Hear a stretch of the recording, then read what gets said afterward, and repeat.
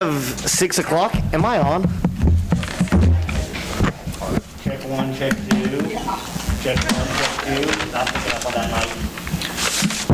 Hello? Check one. Is that on? Yeah, I'm on. Well, we'll just speak even louder and see if we can't go. I've got 6 o'clock, and we will call the meeting to order. Roxanne, if you'll take roll, and if you'll all please stand for the Pledge of Allegiance.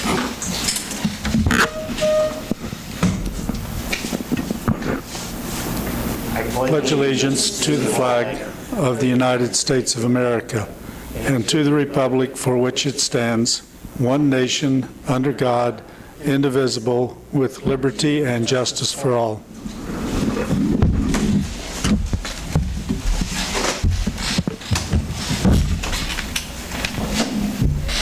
Has council had time to review the agenda?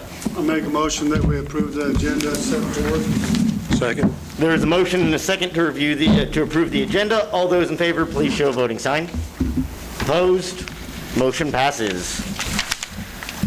Public comments. Persons who wish to address the city council regarding items on the agenda may do so as that agenda item is called. Persons who wish to address the city council regarding items not on the agenda that are under the jurisdiction of the city council may do so at this time when called upon by the mayor.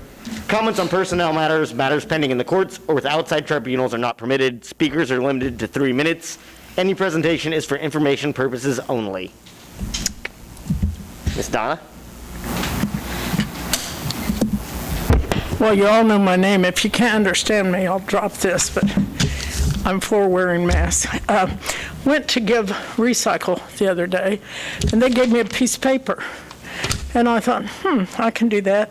It says, encourage volunteers. Well, I'm almost 83. In fact, less than a month, I'm going to be 83. I can't lift heavy boxes, but I know there's a lot of younger people. There must have been 30, at least, Rotarians and different people doing all the work. And I mean, it was hot on Saturday. And I thought, we've got to have some more people volunteering, and this is why I'm saying it, because people say, oh, I saw you on the thing, but I tell everyone I see anyway, I think they ought to volunteer, because us old people are getting old. So anyway, the other thing, I think it's a good thing. I used to take all my stuff to Wichita, and the kids paid for it to have it recycled. We don't pay for it. We get that for free, and I'd like to see the city kind of suggest volunteering or do some volunteering. I just think it's something that's necessity. The other thing, football stadium is almost done. It's got to have a gent sign and a lady sign, and it's going to be beautiful. The FFA teacher and her students started making it. Jada was one of the students, but of course you know what happened during that. So B&W power coated it. It's not up yet.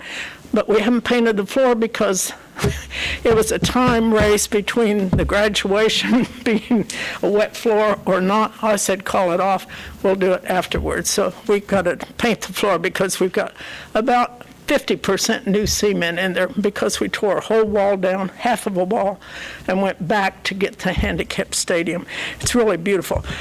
Third thing I want to say is just about the newspaper. Bob Johnson wrote an article the other day, and I had to have a lot of memories. Choked me up a little bit because when we came, he was the sports writer. And as you know, because you were one of Ray's guys that helped, he wrote all the sports stories, so he was over at our house a lot with his wife. And I thought, if you see him or think about it, just tell him what a good job he's done, because he wrote pure, beautiful stories and interesting and accurate stories. So that's all I've got to say. Thank you, Donna. You got 30 seconds left. Any other public speakers? Seeing none, I will close public comments. Consent agenda. Has council had time to review the consent agenda? Are there questions?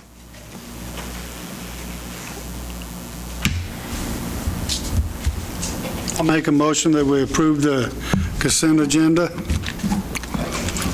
There is a motion and a second to approve the consent agenda. All those in favor, please show a voting sign. Opposed? Motion passes. Roundtable. Jonathan? Good evening. Again, my name is Jonathan Gearing, and I have taken over economic development efforts for Thrive Allen County. A little bit about myself. I grew up in the Inman area in rural McPherson County on a farm. Went through the Inman public school system, and then went on to Tabor College and got a degree in communications.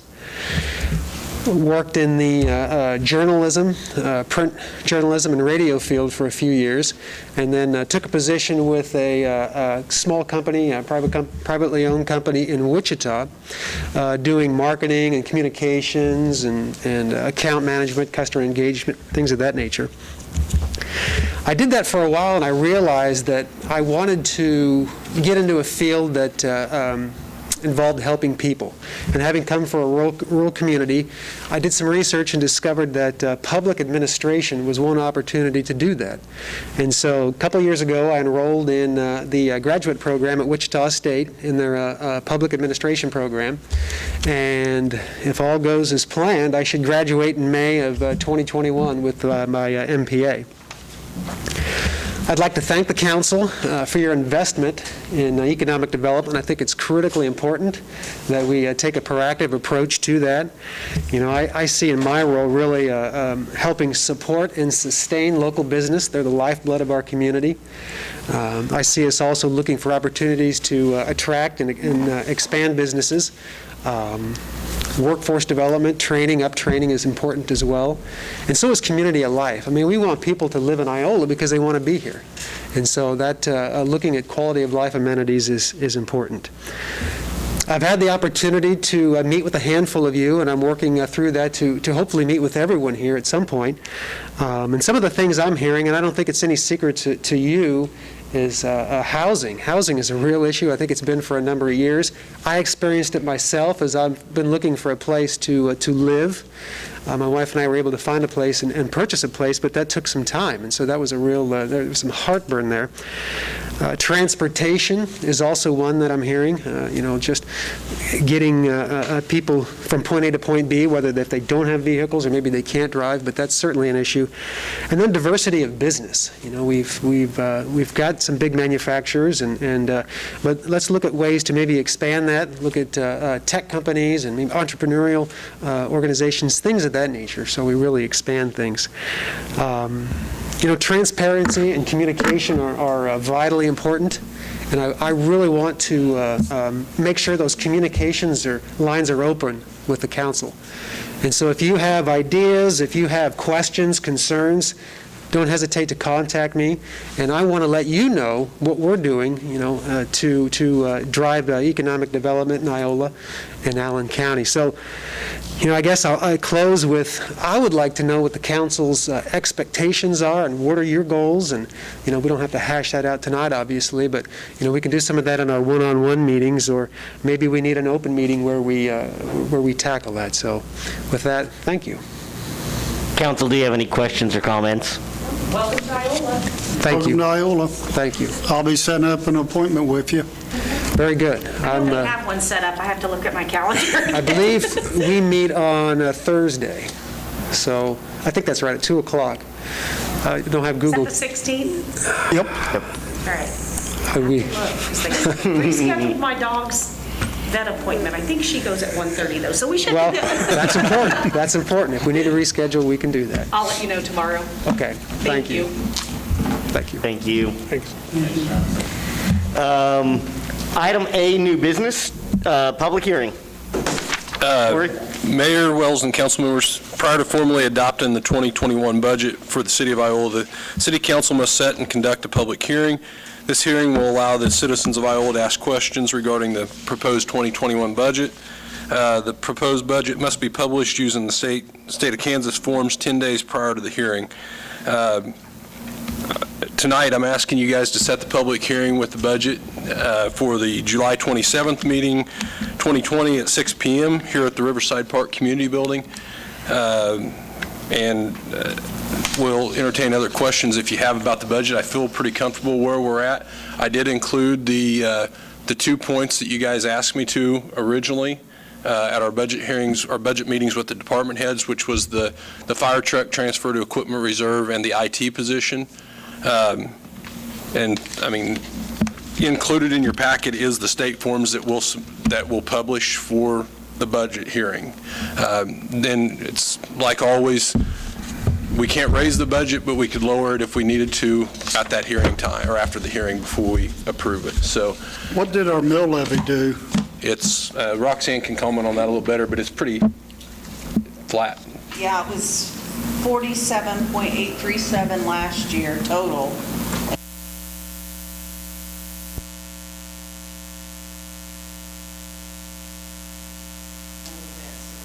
We're actually bringing in less money, but a bit higher, no levy. What page is that on? It's the last page. A lot of that's going to the library as well. Right, yeah, correct? the library was what drove The a lot of library is that. the one that raised it Yeah, more.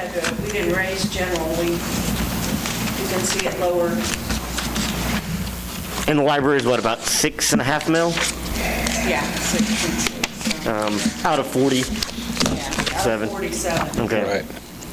And what was added in for the IT?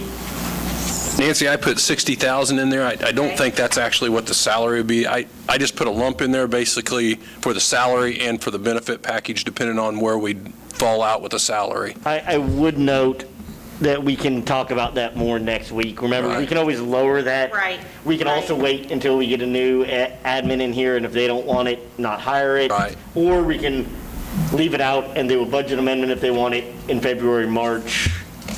That was why there was an increase in administration. Right. By about 29%.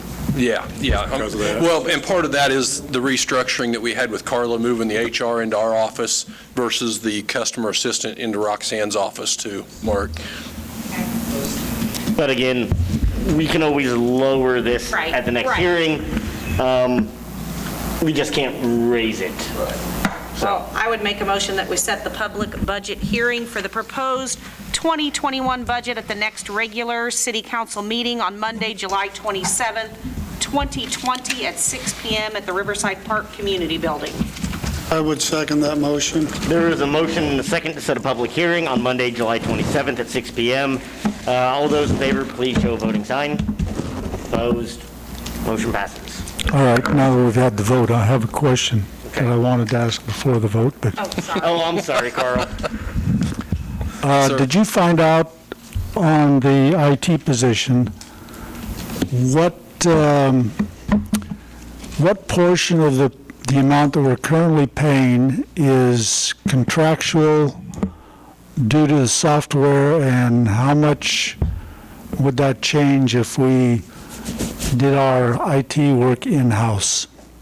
The only piece, you're talking about Advantage locally, Carl? Correct, Advantage. The only piece that we have that's contractually obligated with Advantage is the piece for the court system at this point, and I think it's a year-to-year thing. So, I mean, we could cancel that probably at any time, would be my guess.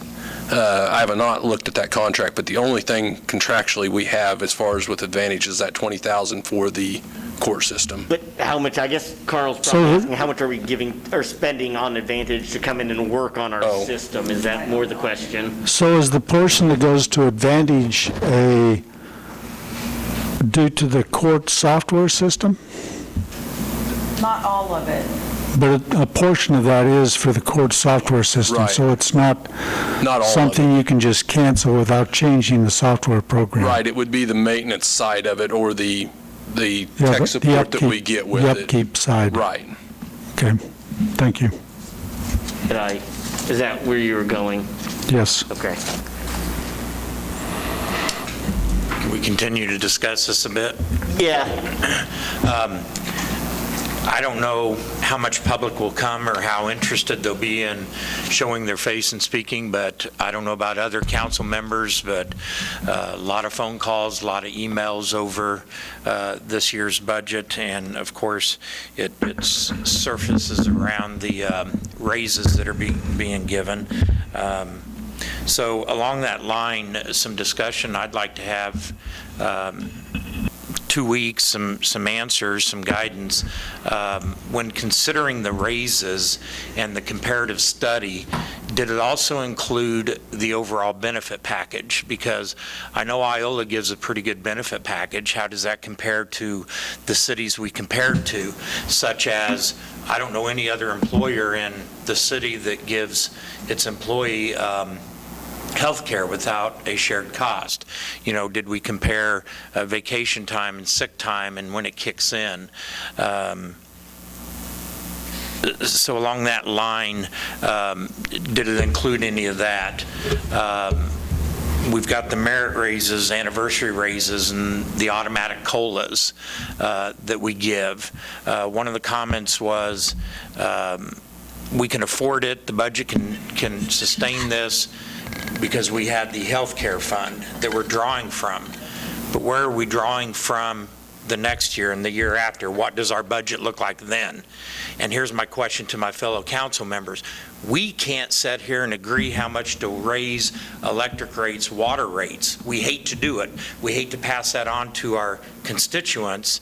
So going into the future, building our budget, are we going to raise our utilities or the mill levy to cover wherever those funds are coming from to absorb the increase in costs? So that's some of the stuff I think.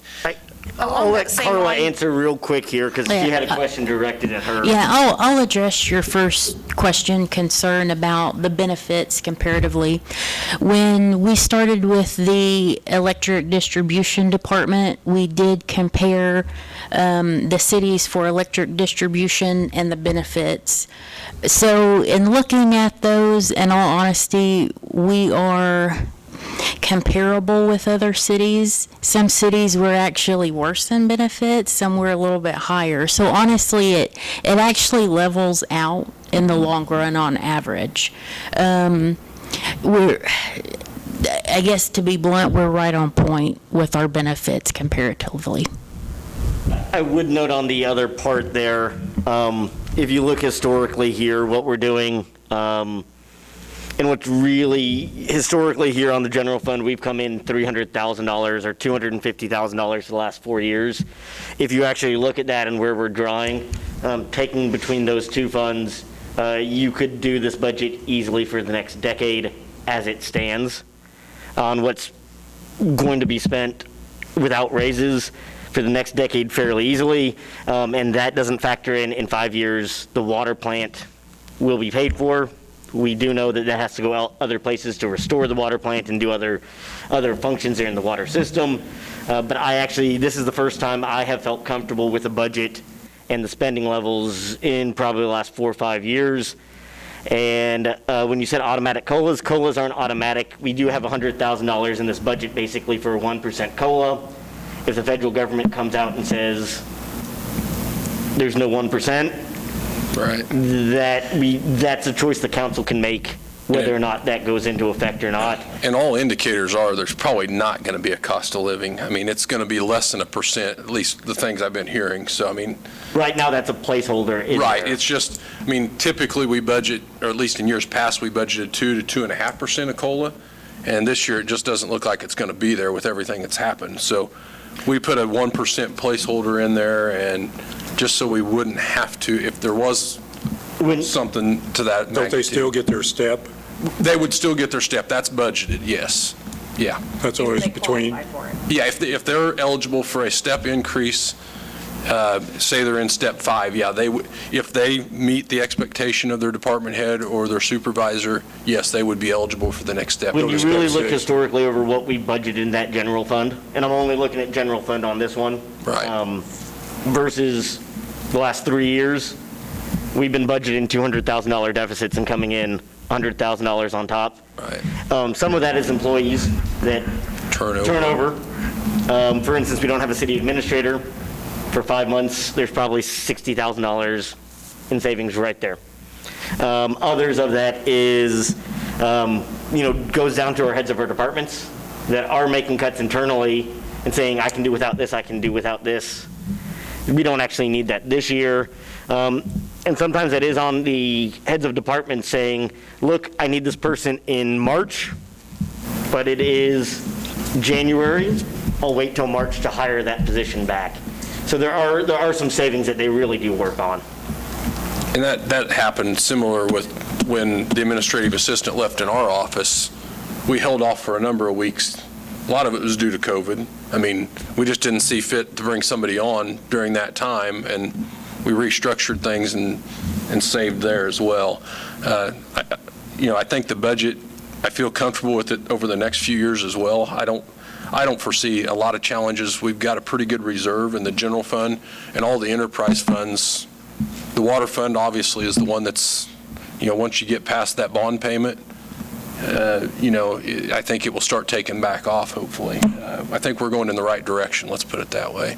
This study was done, 5 years ago? A wage study? Right, they got us all caught up supposedly. Carl was here, I think. Yeah, it was completed in 2014, but implemented over a So how we three-year get out of span. whack?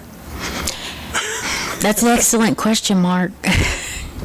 I think you'll talk to the cities, and we probably should be doing them every 2 to 3 years, just to make sure we're in. Along that same line, when we compared other cities, did we compare what educational qualifications a person has to have to qualify for that salary or for that level? I didn't specifically go through job descriptions, no. If somebody has a master's degree in something and they're coming in, then they're probably at that top end.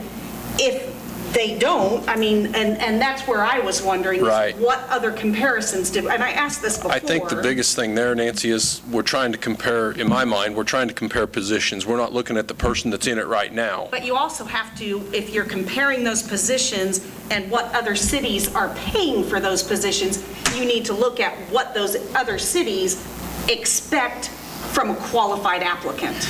And a good example of that is law enforcement. Some law enforcement hire a reserve that has no formal education past high school, someone an associate's or a bachelor's before they go into the law enforcement classes. So, I think that is an important factor to factor into these salary increases. So that's my opinion, but Any other, I work at a Carl? college. Well, I want to echo what Steve said. Your comments are right in line with what I would say. We make reference to what we can do when the water plant is paid off, but I don't think that is something we should look forward to solving any problem, because all we'll be able to do then is take care of some deferred maintenance in the water production or distribution system.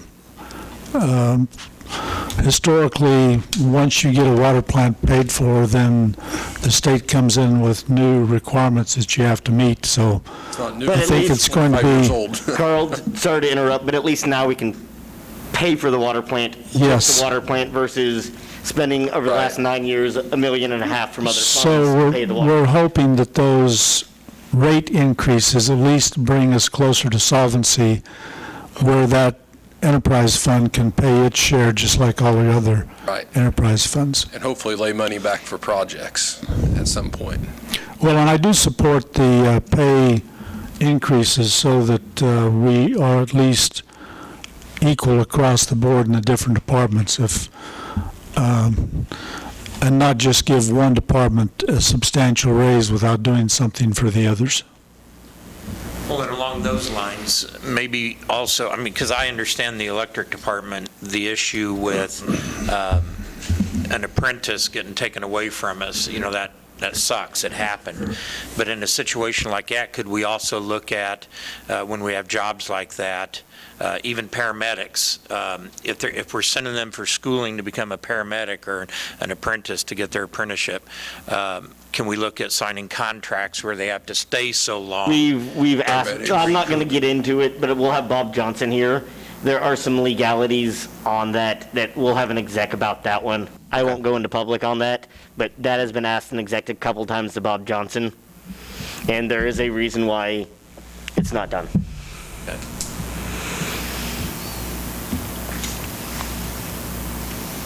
Any other questions?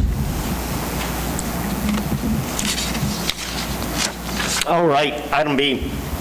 Let's talk about the municipal pool. I will have Corey start this, and then there's probably no one in this room other than, that uses the pool more than me than Donna, so I'll call on Donna pretty quick here. All right, Mayor Wells and Council, with Governor Kelly's issuing of the Executive Order 2052 requiring mask or facial coverings in public places when social distancing can't be obtained, we pushed the pool back, the opening back, roughly 2 weeks again, just to get to this meeting date. We have been chlorinating the water, keeping it ready. We do have, I think for the most part, the staffing levels we need to open it. However, that, I think, on a daily basis is probably going to start dwindling and has here recent days. So I have some concerns with some staffing levels. Obviously, we can't require masks in the pool. It just doesn't make sense. Can't require our lifeguards really to wear them either, and it's hard to require maintain 6-foot social distancing in a pool. Whether the belief is that the pool's not going to it's not going to be spread as bad in a pool. Whether it is or isn't, I don't know. And right now, the Governor Kelly also, her recommendation with the, we're still in phase 3, so less than 45 people. It's hard to keep below 45 people in our pool too. I've talked to a few other cities around us. I know Garnett's still looking for some staffing to even open their pool. Schnute's open. I think they're having some staffing issues in visiting with Jason. Fort Scott, I know, is open. Humboldt is kind of in the same predicament we are. They're ready to open, but the last I knew, their council wanted to get outside of that phase 3 and get to the phase out before they opened. And I believe they're going to probably speak about it at their council meeting. I don't know if it's tonight or when, but I guess I have another little wrench to throw in this. We were approached by the National Guard today about having a training for their about 15 of their soldiers that it's similar to lifeguard training is what I would relate it to. They basically wear all their equipment in, they jump in the pool, and they've got to take all that equipment off before they can get out, and they've got to do it in such amount of time to get certified. They actually called and requested to use the pool next Friday. And I said, well, we're going to discuss closing it or keeping it open whichever direction tonight. The deal is there, if we decide to close it, I don't want to spend, probably $175 a day in chlorine until next Friday.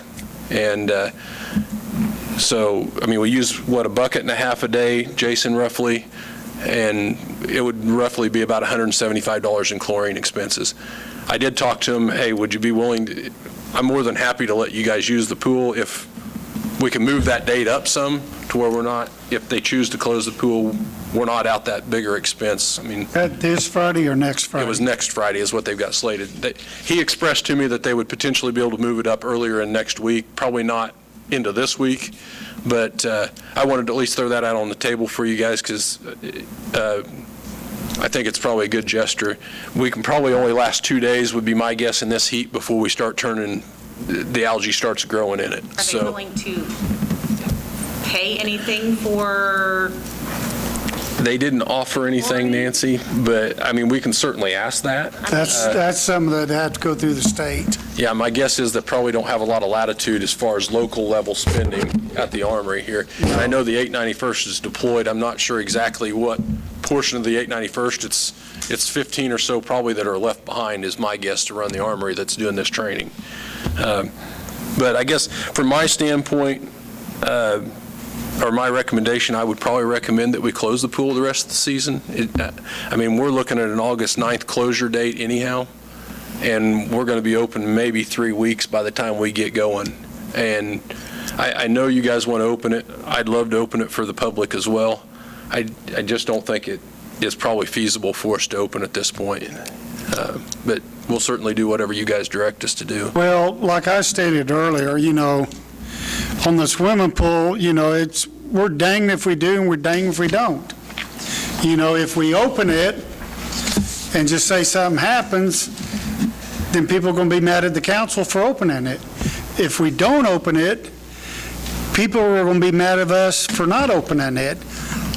And my gut feeling is, yes, it's 3 weeks, but why deprive these kids and adults with an activity any more than they have already been deprived with this stuff? I'd like to hear from Jason to see what he has to say about the situation. Jason, you'll address. I did talk to Rebecca Johnson today at the county health, SEK Health. Her big concern is about contact tracing. And there's no real good way to contact trace out of that pool. Even if you had everyone sign in and sign out every day, if one person had a tested positive case, you'd basically have to put out the word, if you were at the pool on Friday between the hours of noon and 5, you need to quarantine. Would be the concern. Fort Scott did the 45. They have 15 staff members, so they were allowed to have 30 people come in for 2 hours at a time, and they closed. And I talked to their pool manager, and she said it was a nightmare to go and disinfect every time that new 30 people came in. It wasn't like a regular pool. You have 15 people there watching 30 people, and I mean, I don't care if we open or not. I just don't want to be the one blamed if we do have a COVID outbreak, because I know all the stuff rolls downhill. We've deprived the kids of a job for this long. I mean, I just lost 2 kids to Russell Stovers today. How many do you have employed there? 20, but probably another 6 or 7 of them have other part-time jobs. But 20 total? Yeah. Okay. Well, I'm pretty sure I could get the other 2 back. But just give or take about 20? Right. Okay. So what other pools are you aware of that are open, and what other provisions did they have? Chanute opened July 3rd, and they were trying to keep social distancing. They had talked about not opening their lazy river. I haven't talked to Todd or Monica this week. They did ask if we don't open, can we send them some lifeguards? So did they still allow the same number of people to enter the pool, or did they have restrictions on how many entered? They had restrictions at the beginning. They're trying to see if they can expand that, but I haven't talked to, I should have called him today, but I was short a worker, he was sick, so I was stuck out getting ball fields ready. I think one of the fundamental differences too is Bourbon and Neosho County don't have mask ordinances in right now, and we do. And as long as the county has that mask ordinance, I'm going to advise us as staff, as administration, as the council, the city's going to follow the county recommendation here. So I talked to a few people. One of them referred me to Black Bob Bay in Olathe, and 2 of their 4 pools are open. They're still, they're in a county that requires the masks also. They reduced the number of people that could enter. They allowed only 2 hours per person. They had to sign up online somehow. But, I'm thinking that there are ways that we could comply with state rules and meet some exceptions, like paragraph 3G. I assume that's what Olathe was doing, because they required masks if you were in the pool. If you were in the pool boundaries, but not in the water. So like if you're sunbathing or doing something else, you had to have a mask on. But if you were in the water, then you were not required to. No, it's 3H that gives an exception for recreational activity that cannot be safely conducted while wearing a mask or other face covering. So I think we could do it and still comply with the state requirements of wearing a mask, except when they're in the water. Jason, are you requiring masks when they're on the ball fields? No. No, you come What are we doing about that? It says masks are exempt during ball. They're exempt if you read the... I know, but Yeah, it you is come around the corner down there in Exempt that when? ballpark. When you're playing ball. Probably more people and more adults It's in there. closer together. Donna, would you like to say something? I want you to hear this, so I'm taking off my mask. 54 years ago, I came here, and I renewed my WSI in this pool. 60 laps. So you know I've been a swimmer. 60 laps? 60 laps to renew a WSI back in 1966. That was the bigger pool, too, so that was a bigger Yes, it was the bigger pool. And I swam 60 laps just to get from Lillian's house. She gave me my renewal. I had been a lifeguard my whole life. From the time I was 14, taught swimming. My kids did too. And so you're going to be surprised at what I say. When I turned that corner, like you guys, there must have been 50 to 100 people. I did not see one mask. Now, my daughter lives in Florida. She's one block where she works, and has to go to work because she's the head accountant in Pinellas County. People are crowded on that beach like crazy. No one mask. Now, Florida has the highest rate per day now. And so I say, 4 of us swim in the deep end. I had already made up my mind. I wasn't swimming. And I'm telling you, in 54 years, I missed 2 years of swimming, and I thought I was going to die from it because I have all these joint replacements, and it's the best thing on earth for someone with joint replacements. But it was closed because of the flood, and we couldn't decide what to do. I'm telling you, if we open it, we're opening a can of worms. And I myself am going to miss it more than anyone because I've swum that darn pool for 54 years. But I'm telling you, I think we shouldn't open. Well, I think the exception that they're using for the ball fields should only apply to the players and not to all the spectators. So actually, all the spectators should be wearing masks. As long as they can maintain 6-foot social distancing, technically they don't have to. Right. Well, I'm not saying that it's not, but I'm just saying that's the... I mean, it's not happening, so But- what if we opened ourselves up? I'm thinking if we can allow baseball, why can't we allow swimming in the pool? Well, I mean, if there's some kind of an exception for baseball, which I'm assuming this is this 3H exception, loosely interpreted. I would like to open the pool. My county, where I'm from, has more COVID cases than Allen County. They've had the pool open for almost 2 months. They've done swimming lessons and everything, and haven't had a single case, and it's working fine. Let me just start getting a bellwether here. So, Kim, you say we should open. Steve? And I'm along the same lines as what Carl mentioned. If they're down here and they're packed on each other down there sitting at the ball diamond, it just doesn't make sense that, you're either going to wear a mask or you're not. And those who are coming to the pool, to me, they don't care one way or the other, so. Have a limit, have a counter, only let so many kids in, have them sign in, that some kind of tracing can go on. Nancy? Oh, I'm not for any of it, and I don't think they should be playing ball either, so, but at this point, I don't think it makes a difference. They're all down there anyways, playing ball all together on top of each other, so what difference is it going to make at this point? Mark? I'm for it. I mean, we've deprived we as citizens, not only of Iola and Allen County, but of the United States, since this COVID's come out, we've been deprived of so much opportunities to do things like going to theaters, movies and all this stuff. If we can open it up for 2 or 3 weeks and let some of these adults and kids have some summer fun, I'm for it. Carl? I think if we can allow baseball, we should allow swimming.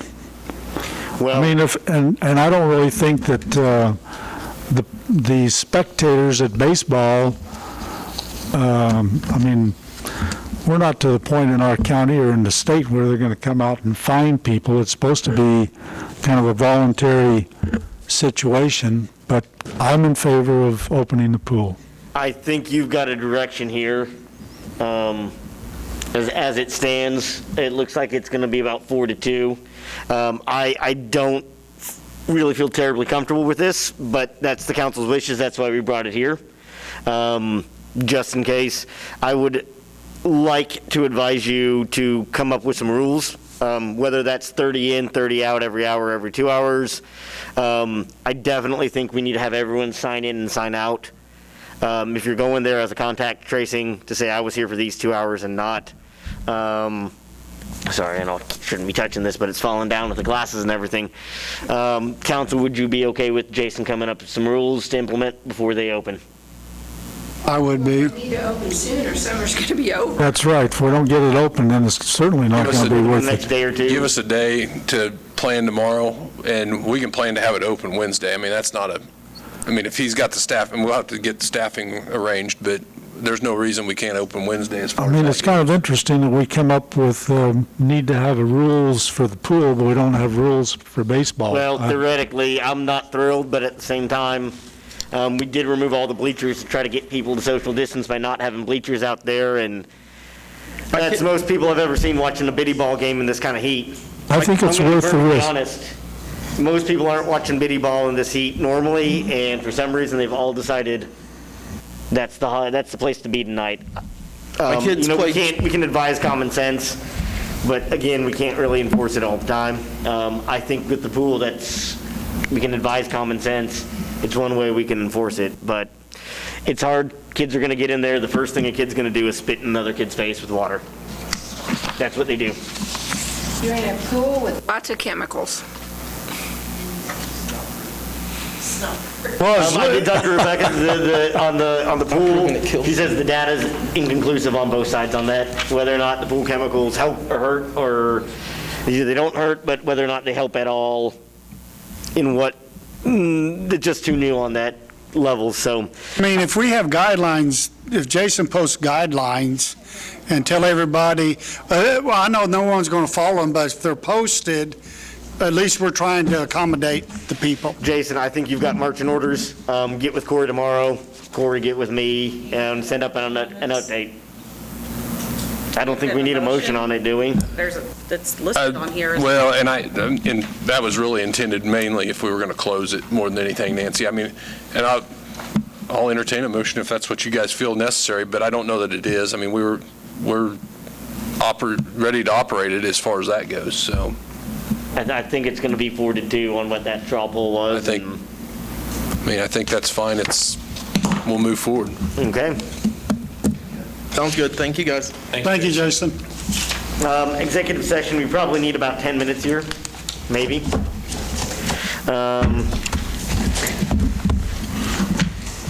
Someone wants to make that motion.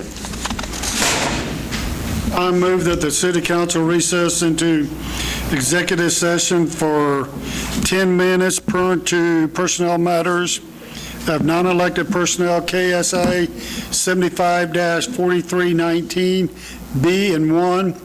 The purpose of the executive session is to discuss an individual's employment and shall include the mayor, city council, intern, city administrator, and human resource.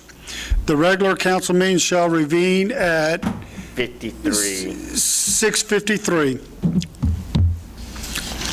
There's a motion and a second. All those in favor, please show a voting sign. Opposed, motion. Call this meeting back to order. And it is time for counselor and administrator reports. Why don't we start over with Mark today? Just stay hydrated. It's warm out there. Nancy? Same thing, make sure the city guys are getting plenty to drink. I know they were out in front of my house today cutting out a big section of street and Right. refilling it, and it's hot as heck, and so. We have had some of them adjust their hours just a little bit to Yeah, try and I mean- offset some of that. And, for all of them out there, and these guys in uniforms and everything, it's hot. So stay hydrated and, make sure that you're getting plenty of water. We don't need anybody passing out from dehydration, so stay safe, stay hydrated. Steve? Nothing to report. Kim? Nothing. Carl? Team? I'd like to reiterate what Nancy said about staying dry, or staying cool and dehydrated, hydrated. Don't sweat. And one last thing, congratulations to all the area high school seniors that graduated over the weekend. It was long coming, but job well done. And sanitize everybody. Don? I want to thank Green Cover Seed for giving us a tour the other day. I'm really fascinated by their business model. They have some products that we're going to be in touch with them. They might be able to answer some of our solutions about some green space. They're a very, very interesting company. It's great to have them in town. I was surprised by the diversity of their products and their kind of philosophy. It is really quite fascinating, some of the stuff they're doing. Check them out. If you haven't, they have things for your home, to your field, to your cows, to your butterfly garden. So welcome to town, and that's it for me. I just want to clarify on the pool, we didn't finish the National Guard. Are you guys okay with? Well, we're open, so yeah, I would say I think yes. we would try and block out a time for them rather than have them there during open No, I time. think they need their own time. Right. That's what they're doing. They don't need a bunch of little kids in Sure. the pool with them while they're trying to. I would also Yeah. suggest then that maybe we reach back out to the school district in rescheduling their We could do that. pool party. Senior party. Yeah. We canceled that on them, so. How many kids would that be? Well, it'd be too many. Yes. We can see what our rules are and then maybe get back with them. I mean, if we're going to try and keep it under 45, we probably wouldn't be able to do it because there's 80-some in it. Okay. Yeah, they had a pretty good-sized graduating class. Just a couple things for the next council meeting, just so you guys are aware. I'll probably have, Bob Johnson's reviewing them right now, franchise and pole attachment agreements for Kansas Fiber Network and U.S. Cellular. Of course, we'll have the budget public hearing and then the adoption. The work order asset and asset management software, I had a meeting with them this week, or last week, to work on the transition to the other operating system. I've sent that contract to Bob to look at, or that agreement to look at, and potentially bring that back for discussion at your next meeting as well. We'll have some dangerous and unsafe structure contracts. We bid those 4 houses out. Greg should have those bids back in, and we'll have them for you at your next meeting. And then we're working on convention and tourism, if everything works out, that next meeting, possibly the first meeting in August. And just a quick note, I'm going to be out of the office Thursday and Friday this week, but won't be too far away. So if something comes up, I can be back. But that's all that I've got tonight, guys. I'll make a motion that we adjourn this fun meeting for the evening. Second it. Motion's been made and seconded to adjourn. All those in favor? Yay! Opposed? Yay. Passes.